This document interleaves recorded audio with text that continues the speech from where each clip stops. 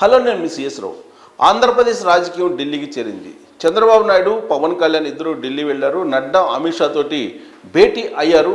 ఆ భేటీలో పొత్తుకు సంబంధించినటువంటి అంశం మీద ఒక క్లారిటీకి వచ్చేసారు. అంతేకాదు సీట్ల షేరింగ్ విషయంలో కూడా క్లారిటీ వచ్చారు. అందుకే బీజేపీ తరఫు నుంచి ఎవరెవరు పోటీ చేయబోతున్నారు, జనసేన నుంచి ఎవరెవరు పోటీ చేయబోతున్నారు అనే దాని మీద విశ్లేషణ చేసుకునేటువంటి ప్రయత్నం చేస్తున్నాం. ఇప్పటి వరకు మనకున్నటువంటి సమాచారం మేరకు ఢిల్లీ వర్గాల నుంచి అత్యంత విశ్వసనీయంగా తెలుస్తున్నటువంటి సమాచారం మేరకు 5 ఎంపీ స్థానాలు బీజేపీకి, అలాగే 8 అసెంబ్లీ స్థానాలు ఆ పార్టీకి ఇవ్వబోతూ ఉన్నారు. ఇక జనసేనకి ఆల్రెడీ అనౌన్స్ చేశారు 24 అసెంబ్లీ, అలాగే 3 లోక్సభ అని. కానీ 3 లోక్సభల్లో 1 లోక్సభను తగ్గించుకొని అది బీజేపీకి జనసేన పార్టీ ఇచ్చినట్టు కూడా తెలుస్తుంది. సో ఆ ఈక్వేషన్ ప్రకారం, ఆ షేరింగ్ ప్రకారం అభ్యర్థులు ఎవరు పోటీ చేసే అవకాశం ఉంది ఆయా నియోజకవర్గాల్లో, లోక్సభలో కానీ అసెంబ్లీలో కానీ జనసేన బీజేపీ తరఫు నుంచి వాళ్ళల్లో గెలిచేటువంటి వాళ్ళు ఎవరు అనే దాని మీద మనం విశ్లేషణ చేసుకునేటువంటి ప్రయత్నం చేద్దాం. సో ఇప్పుడు జనసేన ఆల్రెడీ 5 అభ్యర్థులను ప్రకటించింది. ఇంకా మిగిలినటువంటి 19 మందిని ప్రకటించాల్సి ఉంది జనసేన పార్టీ అసెంబ్లీ నియోజకవర్గాలు. సో వాళ్ళల్లో ఎవరెవరు పోటీ చేసేటువంటి అవకాశం ఉంది ఆ లిస్టు, రెండో లిస్టు, జనసేన రెండో లిస్టులో ఎవరెవరు ఉన్నారు, వాళ్ళు గెలిచేటువంటి అవకాశం ఎవరికి ఉంది అనే దాని మీద మనం చూస్తే పాలకొండ నుంచి గర్భన సత్యబాబు పోటీ చేస్తున్నారు. అక్కడ పోటాపోటీగా ఉండేటువంటి అవకాశం ఉంది. నువ్వా నేనా అనేటువంటి విధంగా పోటీ ఉండేటువంటి ఛాన్సెస్ కనిపిస్తూ ఉన్నాయి. ఓడిపోయేదానికి అవకాశం ఉందని చెప్పి పైనీర్ సంస్థ చెప్తూ ఉంది అక్కడి నుంచి. ఇక నెల్లిమర్ల నుంచి లోకం మాధవి ఆమె డ్యామ్ షూర్గా గెలిచేటువంటి అవకాశం ఉందని చెప్పి పైనీర్ సంస్థ తాజాగా చేసినటువంటి సర్వే ప్రకారం రిజల్ట్ అంచనా వేస్తుంది. అలాగే విశాఖ సౌత్ వంశీకృష్ణ యాదవ్ పోటీ చేయబోతున్నారు జనసేన నుంచి. ఇవన్నీ జనసేన రెండో లిస్టు అభ్యర్థులను. వంశీకృష్ణ యాదవ్ ఆయన గెలవబోతున్నారని చెప్పి సర్వేలు చెప్తూ ఉన్నాయి. మాడుగుల సన్యాసి నాయుడు అక్కడ పోటాపోటీగా ఉండేటువంటి అవకాశం ఉంది. అక్కడ ఒకవేళ ఓడిపోయినా ఓడిపోవచ్చు అనేది పైనీర్ సంస్థ చెప్తోంది. మాడుగుల నుంచి జనసేన అభ్యర్థి సన్యాసి నాయుడు. అనకాపల్లి నుంచి కొంతాల రామకృష్ణ డ్యామ్స్గా గెలుస్తారని చెప్పి అంచనా వేస్తుంది పైనీర్ సంస్థ. యలమంచిల నుంచి పంచకల్ల రమేష్ జనసేన నుంచి పోటీ చేయబోతున్నారు, ఆయన గెలుస్తారని చెప్పి అంచనా వేస్తోంది సర్వే సంస్థ. ఇక రాజోల్ నుంచి దేవి వరప్రసాద్ పోటీ చేయబోతూ ఉన్నారు, ఆయన గెలిచేటువంటి అవకాశం ఉందని చెప్పి సర్వే చెప్తోంది.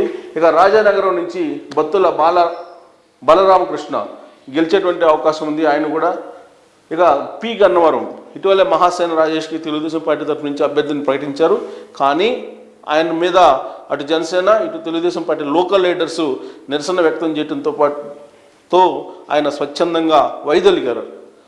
దీంతో అక్కడ ఎవరు క్యాండిడేట్ని పెట్టబోతున్నారు అనేది ఇప్పుడు కొంత సస్పెన్స్ కొనసాగుతుంది.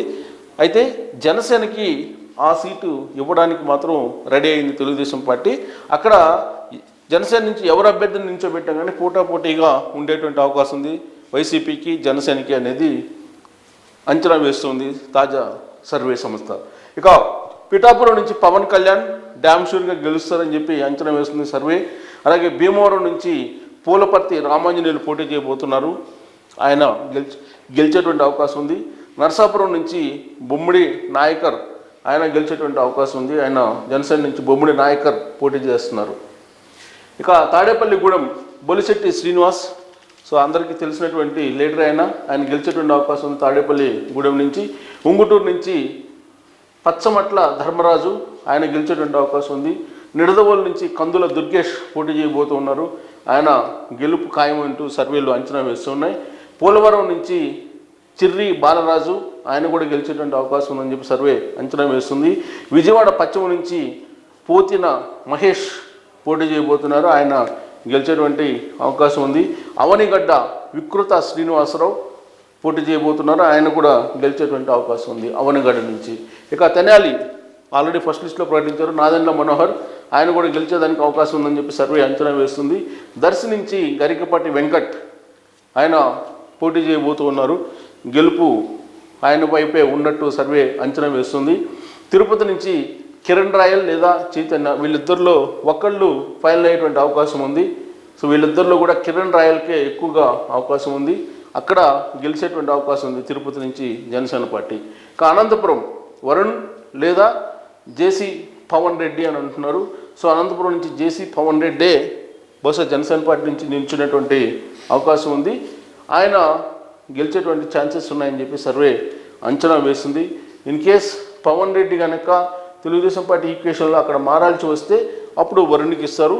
బట్ జేసీ పవన్ రెడ్డిని అటువైపు తెలుగుదేశం పార్టీ నుంచి జనసేనలో పంపించి అతని నుంచే పోటీ చేయించాలనేది అటు తెలుగుదేశం పార్టీ ఇటు జనసేన రెండు ఒక అంగీకారానికి వచ్చినట్టు కూడా తెలుస్తుంది. ఆయన గెలిచేటువంటి అవకాశం ఉంది. ఎవరు పోటీ చేసినా అక్కడ జనసేన గెలిచేటువంటి అవకాశం ఉంది. అనంతపురం నుంచి రైల్వే కోడూరు వచ్చి తాతంశెట్టి నాగేంద్ర. సో అక్కడ పోటాపోటీగా ఉంది రైల్వే కోడూరు. అక్కడ వైఎస్ఆర్ కాంగ్రెస్ పార్టీకి అనుకూలంగా ఉందని చెప్పి సర్వే అంచనా వేస్తుంది. ఓడిపోయేటువంటి ఛాన్సెస్ ఉన్నాయి. తాతంశెట్టి నాగేంద్ర.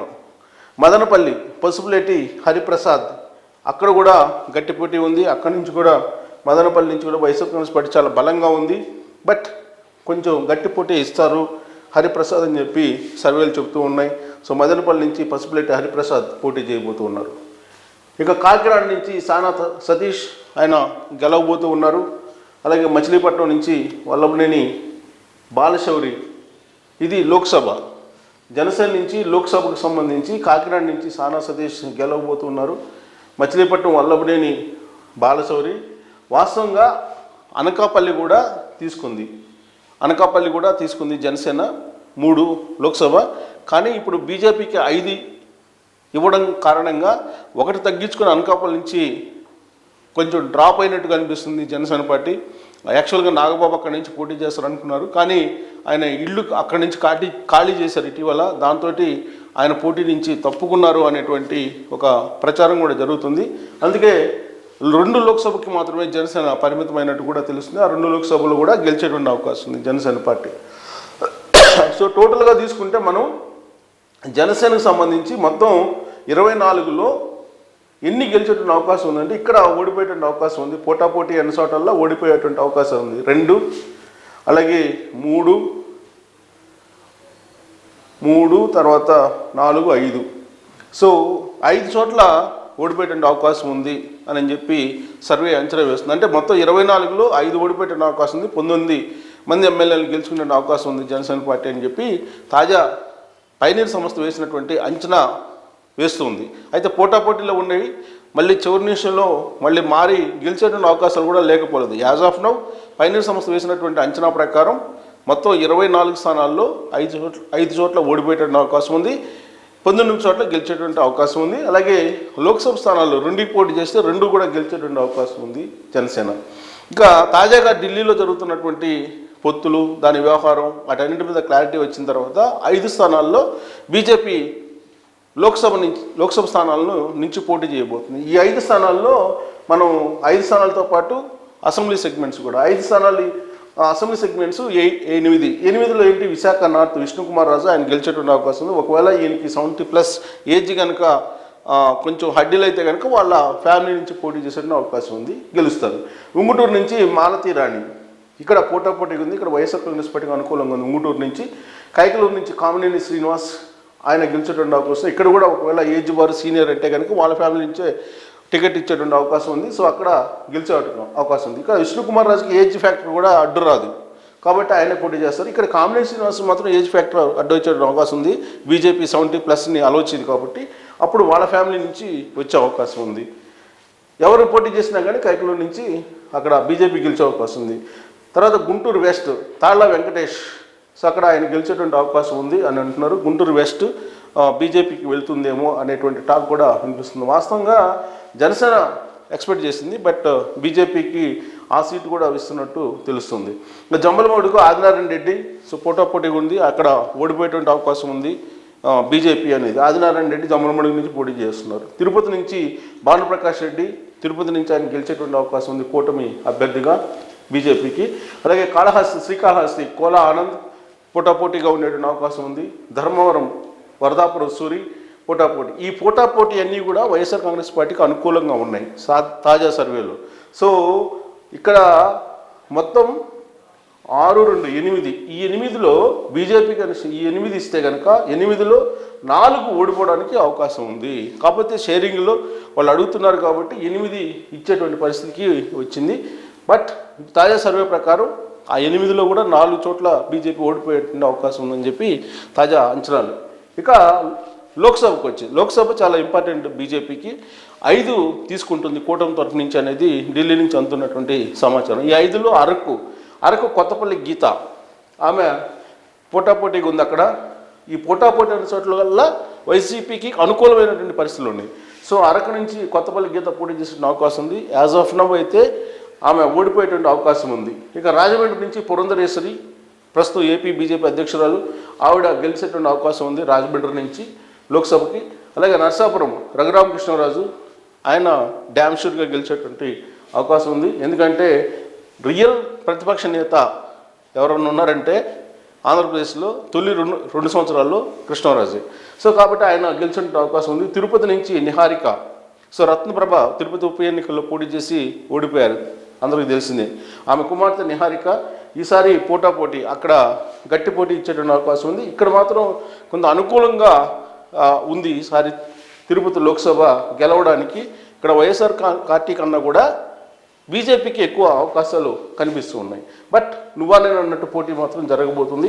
రాజంపేట నుంచి కిరణ్ కుమార్ రెడ్డి మాజీ సీఎం ఆయన అక్కడి నుంచి పోటీ చేసిన అవకాశం ఉంది. అక్కడ కూడా పోటాపోటీగా నువ్వా నేను అన్నట్టు జరగబోతుంది. బట్ యాజ్ ఆఫ్ నౌ ఇప్పుడున్నటువంటి సర్వే ప్రకారం వైసీపీకి అయితే ఎడ్జ్ ఉంది. అంటే 5 లోక్సభల్లో మనం చూస్తే కనుక ఖచ్చితంగా 3 గెలిచేటువంటి అవకాశం ఉంది బీజేపీ. మిగతా రెండిట్లో ఒకటేమో నువ్వా నేను, ఇంకోటేమో ఓడిపోయేటువంటి అవకాశం ఉంది. కాబట్టి ఈ 5 స్థానాలు పొత్తుల్లో బీజేపీకి ఇచ్చేటువంటి అవకాశం ఉంది. 5 స్థానాల్లో పోటీ చేసిన అభ్యర్థులు కూడా వీళ్ళే దాదాపుగా ఉండేటువంటి అవకాశం ఉంది. సో గెలుపు ఓటములు కూడా పైనీర్ సంస్థ తాజాగా చేసిన సర్వే ప్రకారం మనం అంచనా వేస్తున్నాం. సో ఇక ఢిల్లీకి సంబంధించి ఇది క్లారిటీ. అంటే సీట్ల షేరింగ్ విషయంలో జనసేన బీజేపీకి ఎన్ని ఇస్తుంది తెలుగుదేశం పార్టీ అనే దాంట్లో చాలా క్లారిటీ వచ్చింది. క్లారిటీ వచ్చిన తర్వాత ఆయా స్థానాలు కూడా ఎక్కడెక్కడ తీసుకునేటువంటి అవకాశం ఉంది జనసేన అలాగే బీజేపీ అనే దానికి కూడా స్పష్టత వచ్చింది. ఆ స్థానాల్లో పోటీ చేసిన అభ్యర్థుల విషయంలో కూడా 99% క్లారిటీ వచ్చింది. వాళ్ళల్లో కూడా అసలు గెలిచేది ఎవరు గెలవంది ఎవరు అనే దాని మీద కూడా తాజా సర్వేల అంచనాలు కూడా మీకు విశ్లేషణ చేసి చూపించడం జరిగింది. సో కాబట్టి జనసేన బీజేపీ తెలుగుదేశం పార్టీ పొత్తు కన్ఫర్మ్ అయిపోయింది. సక్సెస్ఫుల్ పొత్తుగా రాబోయేటువంటి రోజుల్లో ఆంధ్రప్రదేశ్ ప్రజల ముందు నిలబడబోతుందని చెప్పి మనం విశ్లేషణ చేసుకోవచ్చు. Thank you very much.